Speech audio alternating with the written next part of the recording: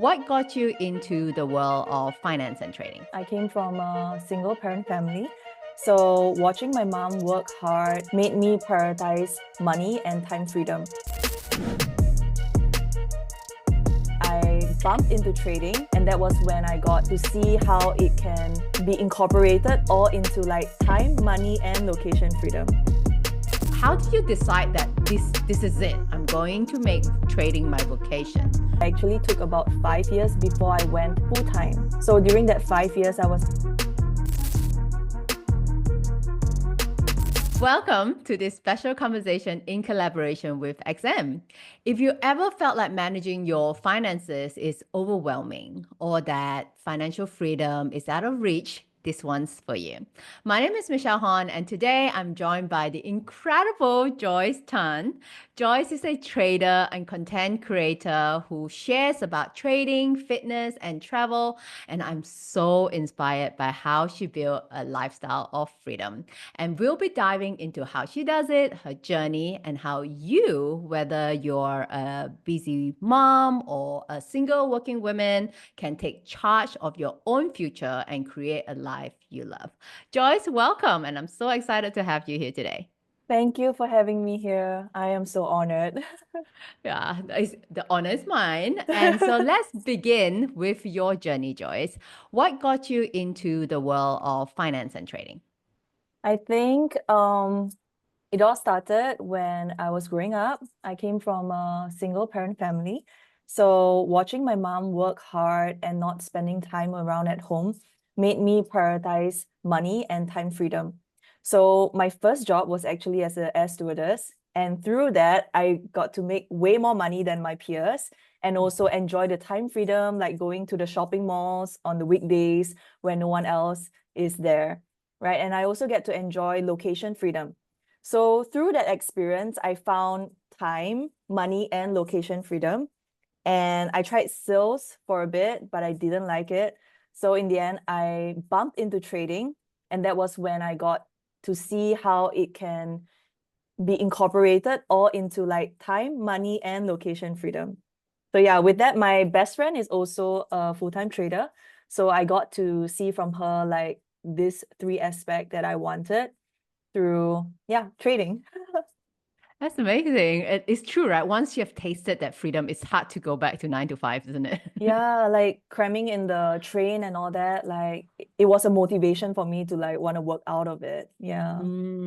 I totally get what you mean. But Yeah. you know, a lot of women, though, especially moms, while they want that financial independence and freedom, they often feel like finance is very complicated or like, oh, finance is just not for me, right? So, did you ever felt that way in the beginning, and how did you maybe push past that?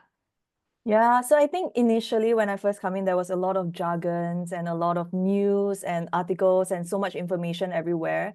So what I learned along the way is that just learn what you need right now. You know, you don't need to read every book out there. You don't need to know every method out there. Just take one step and then the next question will follow. So with that trust that you are going to get there anyway, you feel less, daunting when there's so much, financial Yeah. information. Yeah. Yeah, because would never stop learning, isn't it? It's like there's just so much to learn. So I have a question. This one's from our audience, and we actually did a poll prior to recording this. We asked our audience on Instagram what they would like me to ask you. And this is from Lip.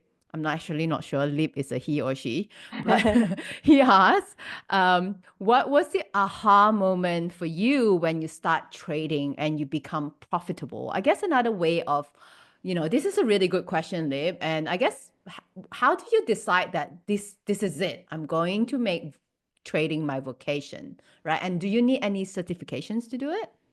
Yeah, so firstly, I think trading is like a very even game for everyone as long as you can, get in the markets, open a brokerage account, anyone can trade. You don't really need like a certification.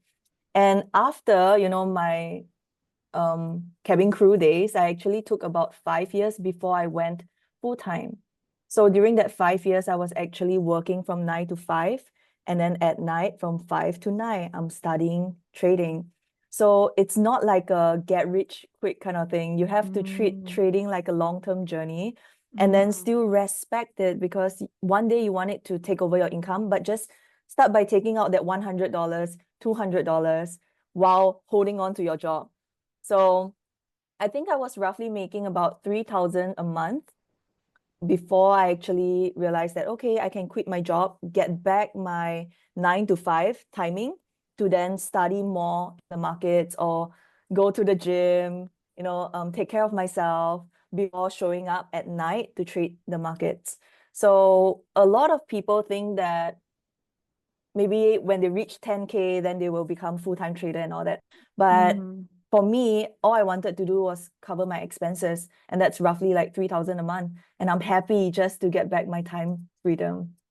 That's true. That's true. And that's exactly what I advise my clients as well inside Mom Boss Academy. If you were to start a business, don't just quit your, safety net to just jump right Yeah. into it, right? And like how what Yeah. you did is to balance it alongside your full-time job until you get to a stage where it kind of can either match your salary or like you say, give you that financial security and then you jump in and gain back that time freedom so that you can then learn more and grow more in that vocation.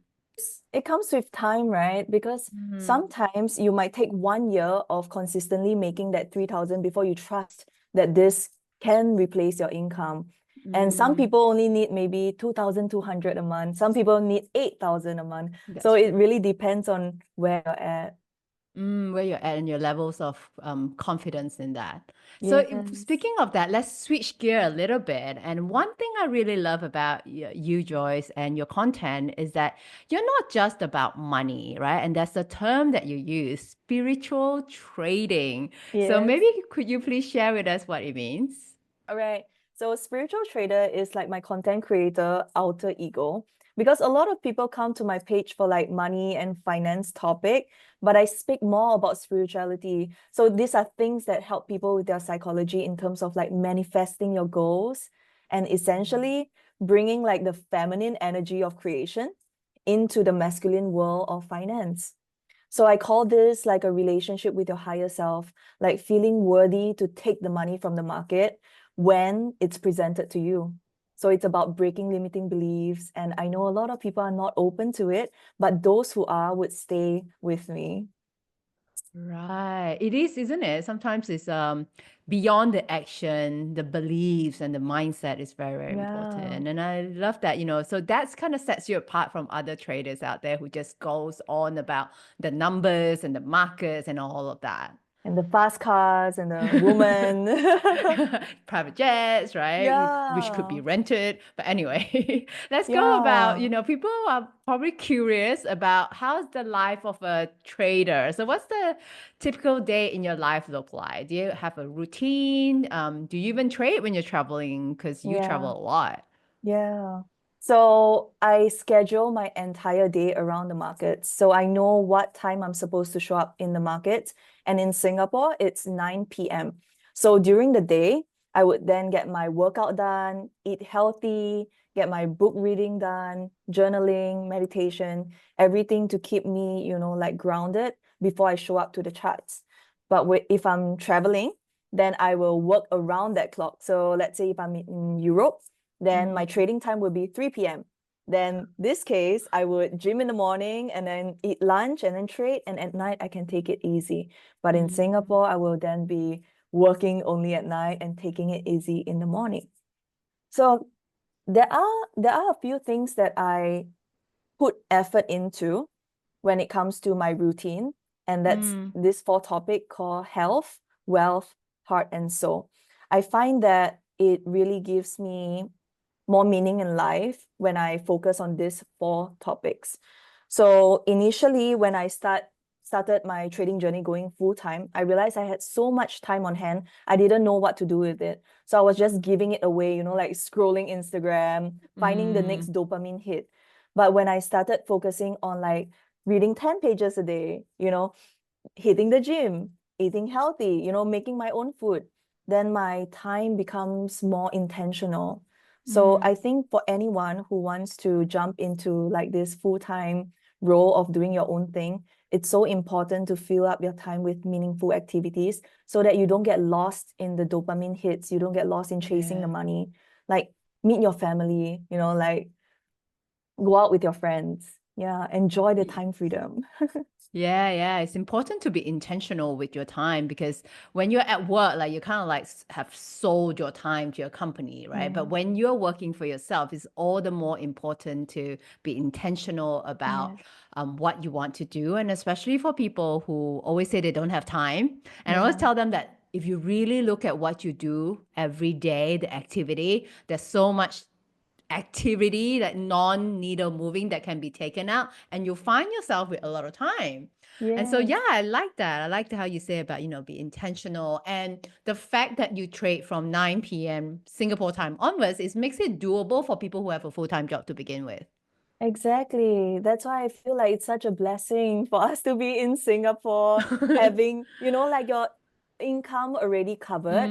And Mm. then now you have all this extra time to just like learn something new that could potentially just exchange your job.